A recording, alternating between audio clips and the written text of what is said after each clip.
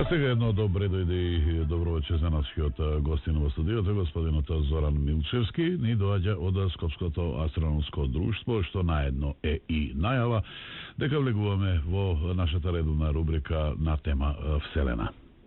Добро вечер.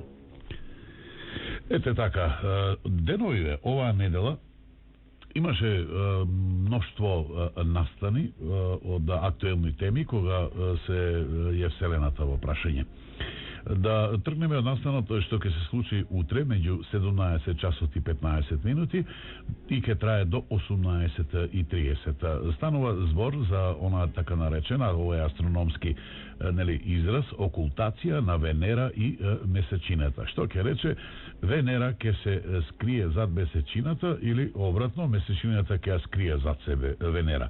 Но да појасниме, зар не? Да, ова појава се случува често, мислам, на небото.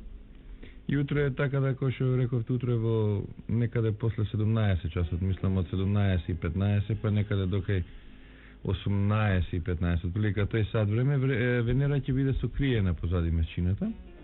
Значи, ова е појава која што се случува често на небото. Значи, на секој кој што сака тоа да го наблюдува овој феномен, може на запад. Значи, Венера тоа ќе се најде на запад. Мислам, Венера секогаш, нали, во тој период се наоѓа на запад. Исто и месечината. И членови од Скопското астрономско друштво, мислам дека ќе го снимат, ќе го сликаат овој феномен, кој што ете така се имаме прилика да го видиме на небото. Ако некој има идеја да игра вселенски билиард, би било добро да го направи тој потек утре вечер, токму во ова време, нешто по 17:15, да нанишани со стапот на Марс и не му гине погодок во Венера, нали така? Да. Вселенски билиард, зашто да не? Да.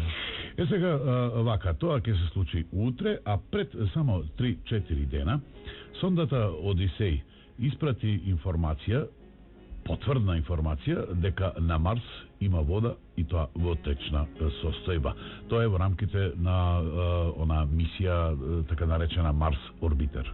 Да, Марс Орбитер мисијата беше испратена 2003 година и низината сонда која што кружи околу Одисеј конечно деноиве, мислам, на основа на анализа на податоците што ги испрати, е утврдено дека радарот на Одисеј поточно открил количина на вода, голема количина на вода, отприлика некаде помеѓу 800 до 1000 метра испод површината на Марс. И ова вода се наоѓа во течна состојба. Значи се работи за некој океан, кој што се нарекува на планетата Марс.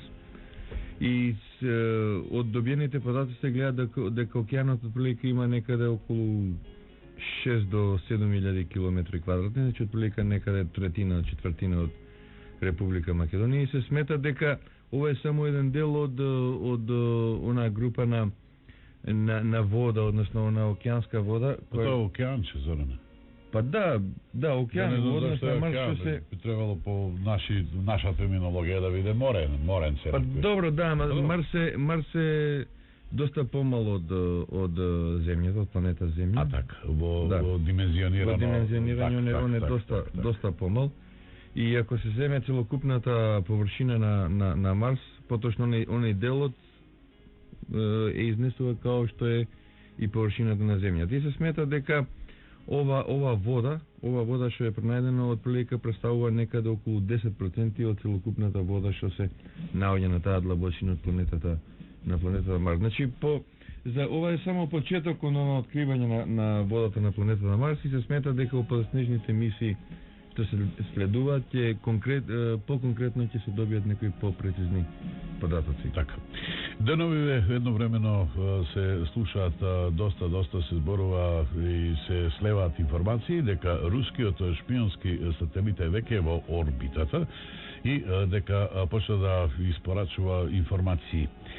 Сега за мене е малку загадочна работа, е шпионски сателитов, сите знаеме дека влегол во орбитата. Она што е специфика на овој сателит, еве ја само една работа ќе кажам, дека од таа височина он може овој текст, на пример, кој што е сега пред нас, да се однесува на вест или некоја информација друга, не е битно, може да ја прочита од таа височина, која е инстанца, бога ми, Отприлика некаде од 350 до 400 километра, да. Так.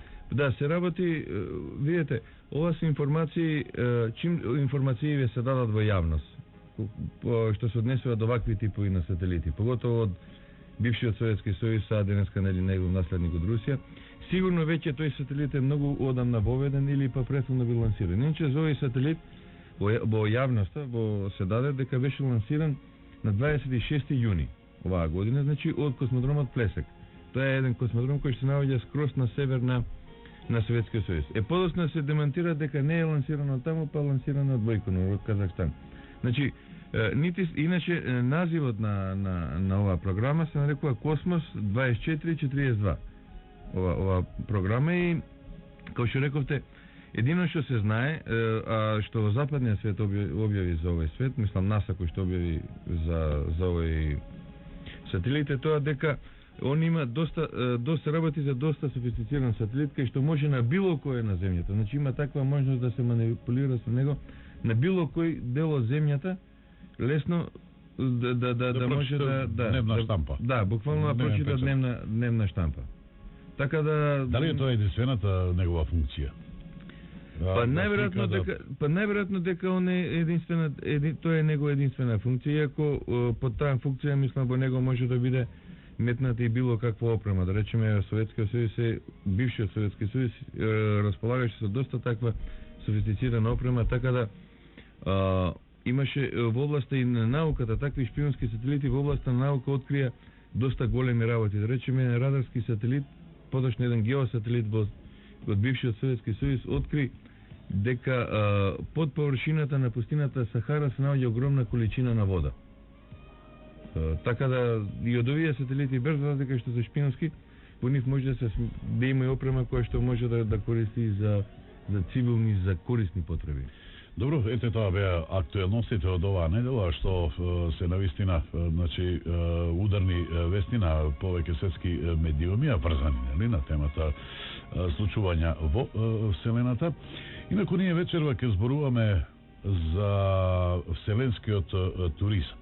Меѓутоа, еве, некои 2,5 минути доцниме, го поминавме 22 часот, да го чуеме напред нашиот хит неделник, па потоа продолжуваме.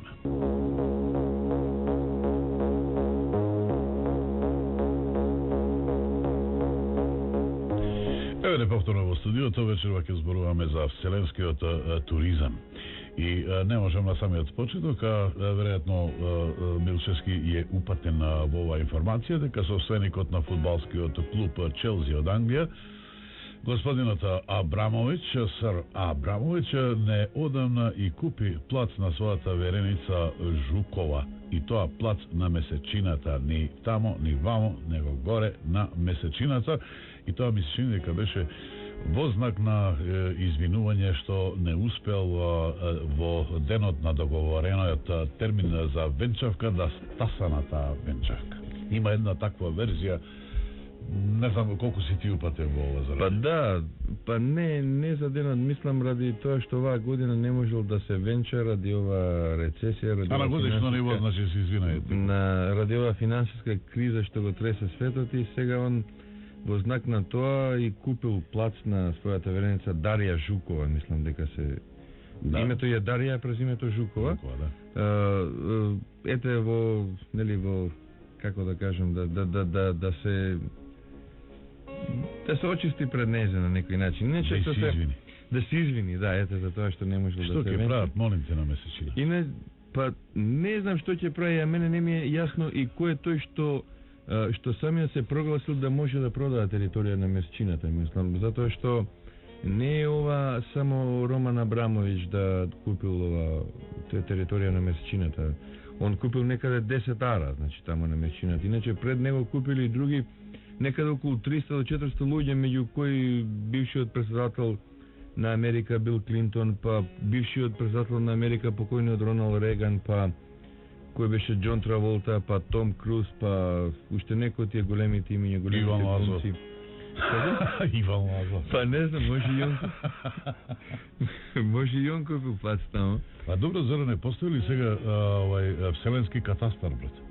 Па најверојатно дека тој самопрогласен директор на таа област на Месчината, он најверојатно ги измерил тие плацеви. Мислам, сега не знам дали они отишле да ги видат плацовите таму, дали им се свиѓа, дали не. Него не, стварно наистина не ми е јасно. Мислам, не се знае за колку пари, но некој претпоставува дека се работи некаде помеѓу 10 до 20 милиони долара дека коштале тие плацеви.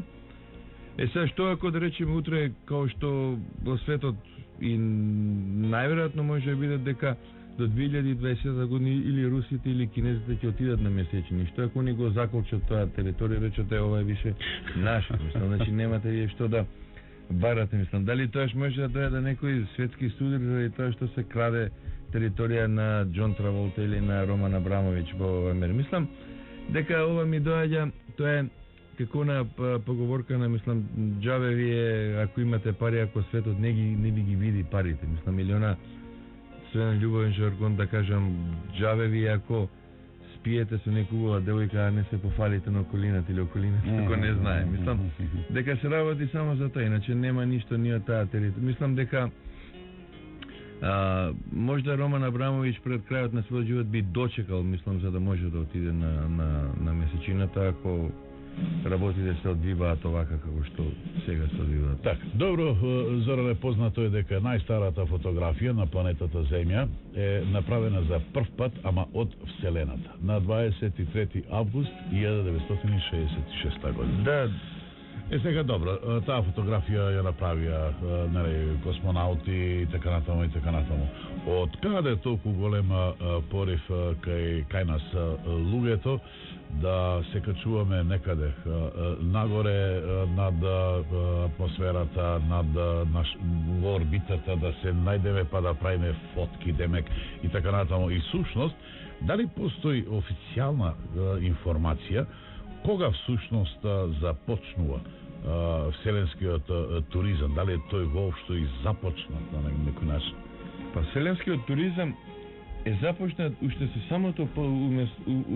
самото почнување на вселенската трка. Значи може да кажеме уште со лансирањето, со првото лансирање на Спутник, значи на 4 октомври 1957 година. Секогаш луѓе имале желба за да видат мислам, за да го видат тие лансирања, за да ги допрат тие ракети, да видат како се лансираат, начинот и све нешто. Значи, но тоа, да речеме, пред 30 на 40 години беше многу тешко, затоа што двете суперсили во тоа време, значи Соединетите американски држави и тогашниот Советски сојуз, држаат доста во една строга тајна сите овие работи. Значи не дозволуваа луѓе никако да се приближат на едно поголемо растење. Иначе, иако постоеше, да речеме, голема желба да се види, да се слика или да се сними некој лансирање било што. Да речеме, конкретно во Советскиот сојуз, мислам, тоа беше комунистичка држава, ги знаеме сите нејзини особини. Таму во околу космодромот Бојконур се забрануваше секако пристап на 100 километри, не само на туристи, него и на локалните жители што живеат, значи на космодромот Бојконур, да, во Казахстан. Значи дури се случуваше и некоја животно, да речеме, космодромот Бојконур се наоѓа во казахстанските степи. Едно животно ако случајно отиде према тој дол, да не смее газдата да отиде да си го земе животно. Значи исто се случуваше и во Америка. Во космодромот Кейп Канаверал или во областа МПС-1 во Невада или во тренирани животинчиња, па може да има камера на него, па може. Па не, добро, они од тие работи се плаша. Сега како што доаѓаше